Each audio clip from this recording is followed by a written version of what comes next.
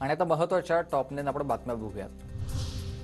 लोकसभा निवडणुकीपूर्वी पालिका आयुक्त चहल यांची बदली अटळ झालेल्या आयुक्तांना 3 वर्षांचा निकष लागू नये अशी राज्याची मागणी निवडणूक आयोगाने फेटाळली। विदर्भ मराठवाड्यात आजही पावसाचा इशारा। विदर्भ मराठवाड्यातील बऱ्याच ठिकाणी हवामान विभागाचा येलो अलर्ट। विदर्भातील 4 जिल्ह्यांना आज पावसाचा येलो अलर्ट। बुलढाणा, अकोला, अमरावती आणि नागपूर जिल्ह्यात अवकाळी पावसाची शक्यता, तर यवतमाळ, वर्धा, भंडारा, वाशिम जिल्ह्यात हलका ते मध्यम स्वरूपाचा पाऊस बरसणार। बुलढाण्यातील अनेक भागात गारपीट आणि अवकाळी पावसाचा तडाखा। 15 तासांनंतर देखील गारांचा खच कायमच आहे। गारांचा खच मिळून तयार झाली आहे 50 किलोची गार।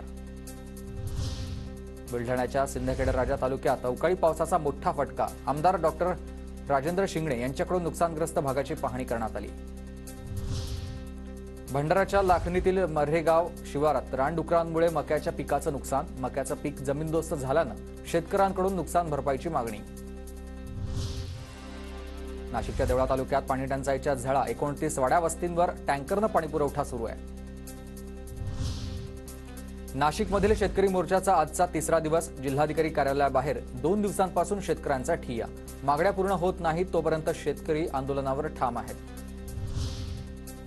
नाशिकमधील यशवंत मंडई पाडण्याचा सध्या मार्ग मोकळा झालाय। मुंबई हायकोर्टाच्या सुनावणीत मंडई धोकादायक असल्यानं पाडण्याच्या सूचना।